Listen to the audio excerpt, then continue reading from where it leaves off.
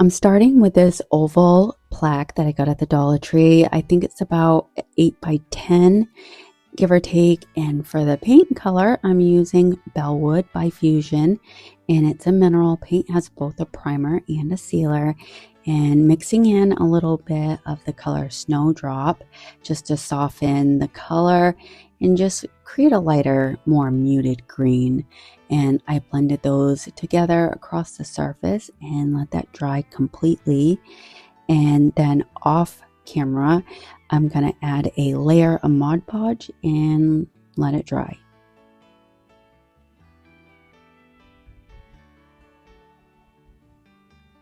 This beautiful image came from Erin at the Provincial Farmhouse. When you purchase the digital bundle, I believe you get about 10 images, so it's definitely at a great value. I printed mine out on regular printer paper, and the first thing I'm going to do is just trim away the white border there, grab my parchment paper and go over it with my mini heat press. Now, these images I got on Etsy, and so if you look up the Provincial Farmhouse, you'll see all of her digital prints on there. And so I just take my time going over it. You know, you really don't have to rush on this. I take a good couple of minutes and make sure that it's adhered nicely. And then I take my finger sander here.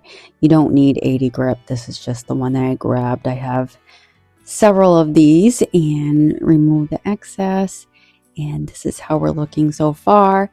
And now I have my wreaths and swags mold, and I had already had one cast, and I'm going to cast another one and place that on the opposite side. I'm not going to glue them down just yet, and then I'm going to cast 2 more of these.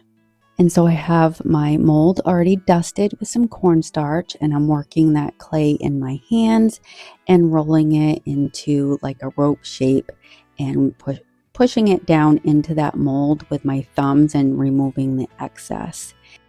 And so we're building a frame around our pretty lady here. I just love the castle in the background and the way she's tucked under the tree. To me, she looks like she's snuck away from the chaos of the castle for a little peaceful moment all to herself. There's something so dreamy and storybook-like about this piece. It immediately transports me to another place, another time, and that's what I love so much about these digital designs. And so I have all my pieces glued down using some Titebond Quick and Thick, and I'm really loving how this is coming together already. I am taking my clear mold and I'm going to do a partial casting for our lower part of the frame, and I'm just removing the pieces that I'm not going to use and cleaning it up a little bit, and then I will glue that down as well. What I love so much about working with clay is that you can really piece your designs together and create something completely unique, something that feels one of a kind and unlike anyone else's. Now that that's in place, I'm pulling out my Conservatory Labels mold by IOD, and with a little more cornstarch, I'm going to press my clay right into that design. And then I'm going to place this piece right up at the top to add a little more detail, and this is going to add a whole lot of elegance to our frame. Now that that's in place, I'm going to remove the excess clay from the swags. That way they're not underneath and everything can lay nice and flat. And then I'll just tidy everything up a little bit so it blends together and looks more like a continuous piece. And it's already coming together so beautifully.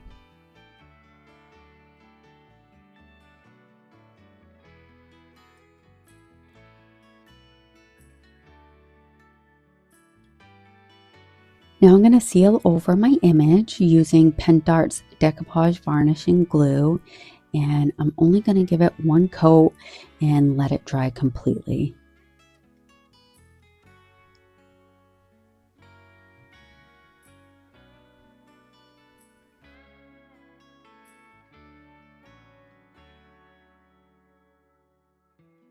Now it's been a few hours. My castings have a nice crust over the top, and I'm going to go over them with some more of that bellwood color we used earlier on the plaque. And I'm going to let that dry completely, and then I'm going to go over it with Paint Couture's Amber Honey Glaze. And that's by Paint Couture. I'm really working that glaze into the low points and wiping back the excess with a baby wipe and really bringing out all that beautiful definition in our castings. And I'm also going to use my water mister here and there just to help move that glaze around and soften it a little bit. But I'm also going to drag that along the sides too. Now I'm going to apply one coat of Pentart's Fine Line Crackle, and I'm applying it in a crosshatch motion. And this is what's going to create all that lovely cracking. And once I get this applied, I let it dry 20 to 30 minutes and go in with step 2. Step 2 is very runny. Step 1 is quite thick. 2, you really want to go easy on that, because if you apply too much, you're going to have runs and the cracking just doesn't appear to be the same. If you don't like a porcelain finish, this crackle is not for you. I really love the effect that this gives. And I also enjoy using Folk Art's cracking medium. That is really nice. And so now I'm applying step 2, and I'm gonna use the help of my embossing gun with this, because I've found that it works really well with this particular crackle medium. I've tried it with others and I haven't had good luck before. And I've had the best luck with this medium, but this one is also much thinner, so it does dry a lot faster. And just look at all that beautiful crackle. Then taking the brush that I used for the plaque, I dry brushed over all of my castings, and I didn't have to offload it because there wasn't much on it to begin with, but it worked out perfectly for what I needed it for. Then I took my vintage antiquing paste with a paper towel, and I really worked it down into all those beautiful cracks. In just a few minutes, you'll see I'm gonna start bringing it around the sides of the plaque, really pushing it up close to my casting as well. I really feel like it almost creates this soft halo effect around the image. And to me, it adds to that dreamy, time-worn look, almost like you're peering into another world or uncovering a forgotten story from a long time ago. And to help move that antiquing paste around a little easier and soften everything together, I just added a little bit of Sweet Pickins dark wax, and that did the trick. And now I'm going to add some bronze metallic paint to the center of my label, and I really liked how that looked, so I continued adding more of that gold all over the whole thing, and then started bringing it along the sides. And then I wanted to have that center pop a little bit more, so I took the color pyrite and painted that in, and I really liked that added detail, and it went well with the image. And I just continued with the bronze metallic paint all over my castings.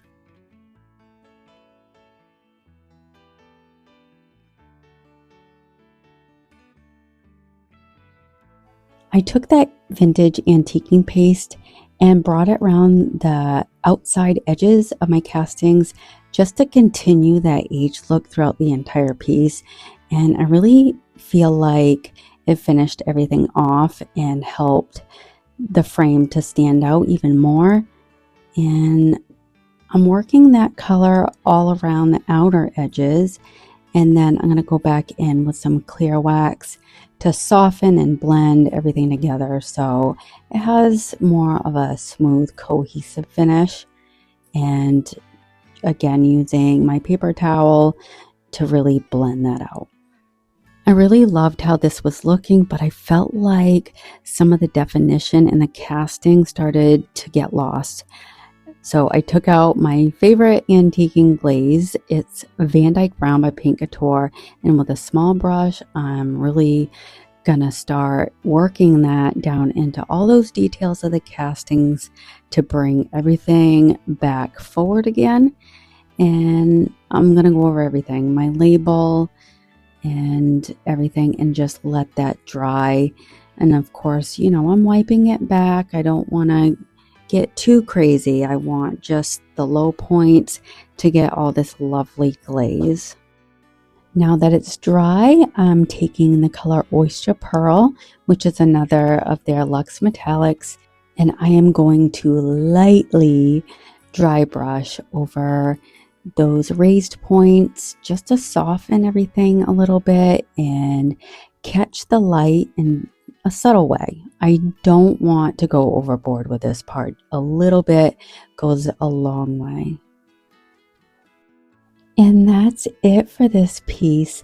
I know it probably seems like a lot of steps, and there is, but honestly, it's not a difficult project at all. It's actually a lot of fun, and I just think the end result is so beautiful and full of character. Let me know what you guys think. For a second project, I found this basket on the side of the road, just a couple streets down from my house.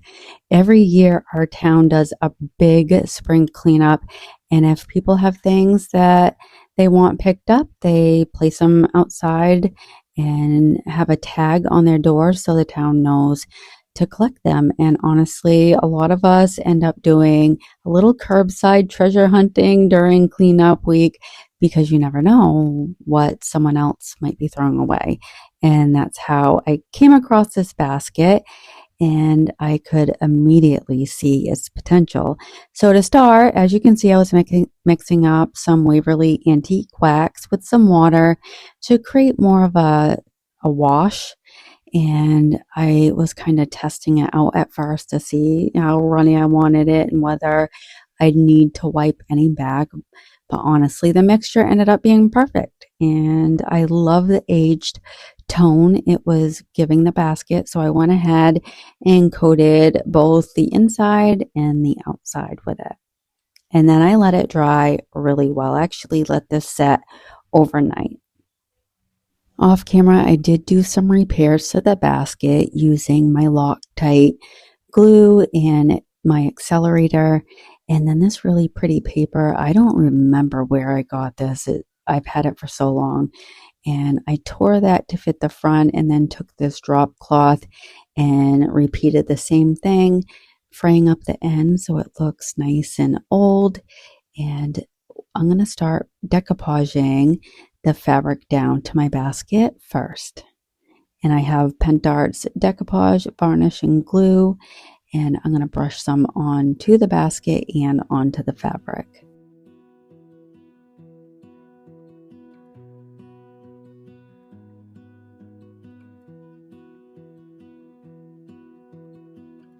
I forgot to mention I did use a little bit of Mod Podge in there as well. But now that I have my drop cloth all decoupaged down, I'm taking my rice paper and giving it a spritz of water so it's nice and wet, and using that same medium to start dry brushing the glue all over the surface of the drop cloth. And then I'll set my rice paper down and go right back over the top of it. And the reason why I like to wet my rice paper first is because I want it to almost melt into that fabric instead of looking like a piece of paper just sitting on top. And it helps everything blend together so much better and gives it a softer, more natural look once it dries. Then I took the color Bellwood and lightly brushed over the thicker band around the top of the basket, as well as the inside too. I didn't fully dry brush it. I just wanted a soft layer of color to blend everything together, and I think this adds a little more depth to this basket. And I painted the handle as well, and then I mixed some black paint black chalk paint in with some water to create a wash. I used that over the rope detail on each side of the band and then carried that same look onto the inside of the back basket too. I actually thought that I had painted the inside of the band green, but I guess I didn't. It's been a while since I did this project. I'm just now getting to the voiceover. And then I grabbed this fabric ribbon, lace ribbon out of my stash and glued that all around my basket with some fabric tack. And it wasn't quite long enough. So I dug into my resin stash and found this really pretty resin bow that I had painted previously and just glued that to the back. And while I was in my resin stash, I found this really pretty frame and a little detail that has florals in it, and I painted them the color meadow and glued them right onto the front. I did paint the roses that you see there the color cherry blossom and then added some robin buff, and then I took out my blooming banners mold and I'm casting just the banner. I'm not going to cast the detail at the top, and glue that right on to the front of my basket. And off camera I'm going to paint it white. Now I'm taking a H2O transfer and some water. I'm going to set that transfer right down into that water. And then once I get them all in place, I'm going to make sure they're nice and wet and just dab back any excess water. These transfer over so easy and they are just so fun to work with. And look at our beautiful gilded design. I love it. I mixed some Extreme Garden satin with amber honey glaze to age this up. Off camera, I had added these black brads to each corner of my drop cloth. I forgot to include that. But that's it for this basket. There's a lot of steps, but it just came out oh so beautiful. I styled it with a bunch of florals and I couldn't be happier with how this basket came out. Let me know what you think. As always, go ahead and hit that like button if you liked it. Hype me up if you loved it and leave me a comment down below. Let me know what you think and turn on those notifications if you don't want to miss another video from me. Be sure to check out all my budget-friendly DIYs that will be happening all weekend long, Saturday, Sunday, and into Monday. So thank you for spending time with me. Until the next one, bye.